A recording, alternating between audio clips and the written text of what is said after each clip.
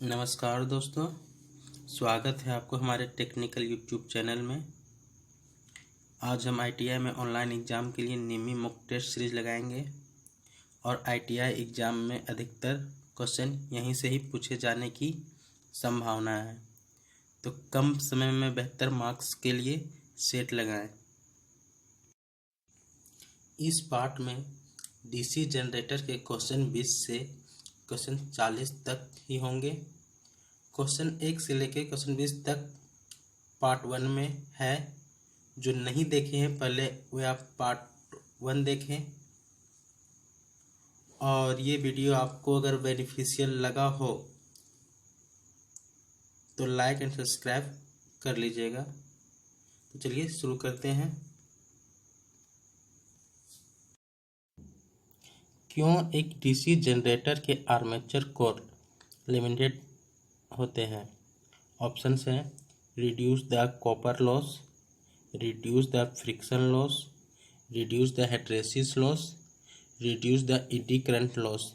तो इसका सही आंसर हमारा होगा reduce the eddy current loss, option D. Next question चलते हैं। डीसी जनरेटर का आर्मेचर प्रतिरोध बहुत कम क्यों होता है? ऑप्शंस है reduce armature current, reduce armature voltage drop, run armature with less weight, reduce temperature of armature. इसका सही आंसर हमारा होगा reduce armature voltage drop, option B. आते हैं नेक्स्ट क्वेश्चन। डीसी जनरेटर को घड़ी की दिशा में ही क्यों चलना चाहिए? ऑप्शन है ब्रेक को नुकसान से बचाएं, अवशिष्ट चुंबक की रक्षा करें, आर्मेचर में शॉर्ट सर्किट से बचें, जनरेटर अतिभारित करने से बचें। इसका सही ऑप्शन होगा बी, अवशिष्ट चुंबक की रक्षा करें। ठीक है, नेक्स्ट क्वेश्चन चलते हैं। बड़े डीसी जनरेटर में घुमावदार क्षतिपूर्ति क्यों प्रदान की जाती है? ऑप्शंस है अधिक लोड कनेक्ट करें, कम्यूटेशन प्रभाव को कम करें, आर्मेचर प्रतिक्रिया प्रभाव को बेअसर करें, जनरेटर की दक्षता बढ़ाएं। इसका सही आंसर हमारा होगा ऑप्शन सी, आर्मेचर प्रतिक्रिया प्रभाव को बेअसर करें। ठीक है, चलते हैं नेक्स्ट क्वेश्चन। डीसी जनरेटर के वोल्टेज का निर्माण करने में विफल होने का क्या कारण है? ऑप्शंस हैं ढीले ब्रश संयोजन, आर्मेचर प्रतिरोध अधिक है, फील्ड प्रतिरोध क्रांतिक प्रतिरोध से ऊपर है, प्राइम मूवर रेटेड गति से ऊपर चल रहा है। तो इसका सही ऑप्शन हमारा ऑप्शन सी होगा, फील्ड प्रतिरोध क्रांतिक प्रतिरोध से ऊपर है। चलते हैं नेक्स्ट क्वेश्चन की ओर। जनरेटर का नाम क्या है यदि इसका क्षेत्र आर्मेचर के समांतर जुड़ा है? इसका ऑप्शंस दिया है शंट जनरेटर, श्रेणी जनरेटर, यौगिक जनरेटर, स्वयं उत्तेजित जनरेटर। तो इसका सही ऑप्शन है shunt generator, answer A. Next question चलते हैं।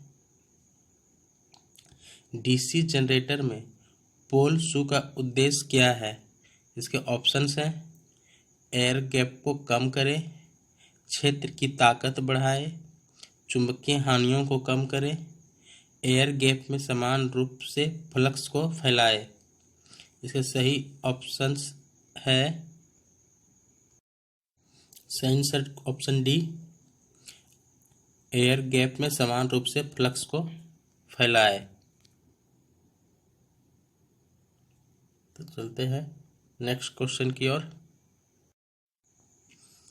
डीसी जनरेटर में स्प्लिट रिंग का क्या कार्य है?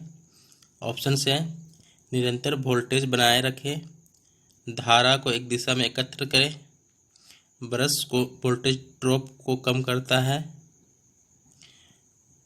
रेटेड की तुलना में डिपेंडेंट वोल्टेज बढ़ाता है। तो इसका सही ऑप्शन हमारा होगा ऑप्शन बी, धारा को एक ही दिशा में एकत्रित करता है।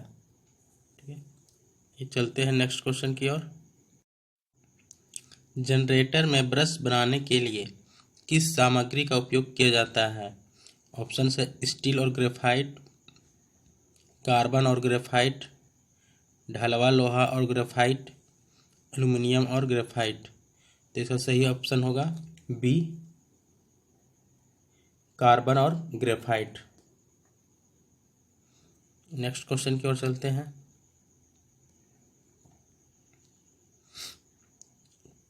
क्यों डीसी जनरेटर अपने अवशिष्ट चुंबक खो देते हैं? ऑप्शन है भार में भारी शॉर्ट सर्किट, बिना लोड के लगातार चल रहा है, बिना रुके के लगातार चलना, रोटेशन की दिशा अक्सर बदलती है। तो इसे ऑप्शन होगा रोटेशन की दिशा अक्सर बदलती है, ऑप्शन नंबर डी। चलते हैं नेक्स्ट क्वेश्चन की ओर। एक जनरेटर में योक और ध्रुव के मध्य से चुंबकीय सर्किट कैसे पूरा होता है? ऑप्शन है क्षेत्र कुंडली, आर्मेचर कोर, पटली पोल कोर, आर्मेचर में वाइंडिंग कंडक्टर। तो इसका हमारा सही ऑप्शन है बी, आर्मेचर कोर। अब चलते हैं नेक्स्ट क्वेश्चन की ओर। डीसी शंट जनरेटर में लोड बढ़ने पर टर्मिनल वोल्टेज कम क्यों हो जाता है? ऑप्शन है आर्मेचर प्रतिक्रिया प्रभाव के कारण, आर्मेचर प्रतिरोध में वृद्धि के कारण, ब्रश वोल्टेज की वजह से गिरावट कम हो जाती है, शंट फील्ड प्रेरक में वृद्धि के कारण। तो इसका सही ऑप्शन होगा हमारा 32 का ए, आर्मेचर प्रक्रिया प्रभाव के कारण। चलते हैं नेक्स्ट क्वेश्चन की ओर। लंबी दूरी की वितरण लाइनों के लिए किस प्रकार के डीसी जनरेटर का उपयोग किया जाता है? ऑप्शन है शंट जनरेटर, श्रेणी जनरेटर, विभेदक यौगिक जनरेटर, संचयी यौगिक जनरेटर। तो हमारा सही ऑप्शन है 33 का डी, संचयी यौगिक जनरेटर। ठीक है, नेक्स्ट क्वेश्चन की ओर चलते हैं। डीसी जनरेटर में इंसुलेशन प्रतिरोध को बेहतर बनाने के लिए किस विधि का उपयोग किया जाता है? ऑप्शन है ब्रश को बार बार बदलना, समय समय पर मशीन को गर्म करना, नियमित रूप से कम्यूटेटर सेगमेंट की सफाई करना, रख रखाव के दौरान मशीन में गर्म हवा देना। तो हमारा सही ऑप्शन है डी, रख रखाव के दौरान मशीन में गर्म हवा देना।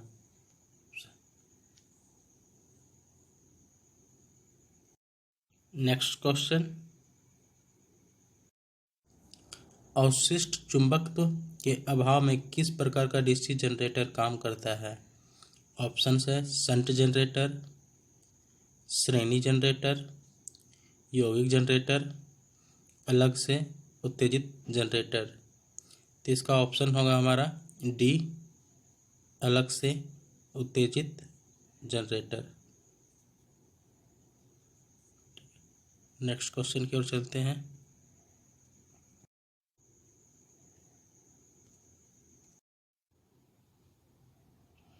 आर्क वेल्डिंग के लिए किस प्रकार के डीसी जनरेटर का उपयोग किया जाता है? ऑप्शन है shunt generator, series generator, differential compound generator, cumulative compound generator. तो हमारा सही ऑप्शन होगा सी, डिफरेंशियल कंपाउंड जनरेटर। तो ऑप्शन सी हमारा सही आंसर होगा। चलते हैं नेक्स्ट क्वेश्चन की ओर। डीसी जनरेटर में तरंग वाइंडिंग की विशेषता क्या है? ऑप्शन है low current low voltage, high current low voltage, low current high voltage, high current high voltage. तो सही ऑप्शन होगा ऑप्शन सी, कम लो करंट हाई वोल्टेज। अब चलते हैं नेक्स्ट क्वेश्चन में। डीसी जनरेटर में कम्यूटेटर संयोजन में प्रयुक्त प्रतिरोध तार का उद्देश्य क्या है? ऑप्शंस है नियत वोल्टेज बनाए रखे, शून्य स्थैतिक रूप से प्रेरित ईएमएफ, स्थैतिक रूप से प्रेरित ईएमएफ बढ़ाना, धारा दिशा का आसानी से पलटना। तो इसका सही ऑप्शन हमारा होगा डी, स्मूथ, धारा दिशा का आसानी से पलटना। अब चलते हैं नेक्स्ट क्वेश्चन की ओर। डीसी जनरेटर में ठोस पोल शू का उपयोग क्यों किया जाता है? ऑप्शंस हैं to reduce the copper loss, to increase the residual magnetism, to decrease the residual magnetism, to reduce the reluctance of magnetic path. तो हमारा सही आंसर होगा इसका option D, to reduce the reluctance of magnetic path. अब चलते हैं next question की ओर। बड़ी क्षमता के डीसी जनरेटर योग बनाने के लिए किस धातु का उपयोग किया जाता है? ऑप्शन है ढलवा लोहा, नरम लोहा, एल्यूमिनियम, रोल्ड स्टील। तो इसका सही ऑप्शन होगा रोल्ड स्टील।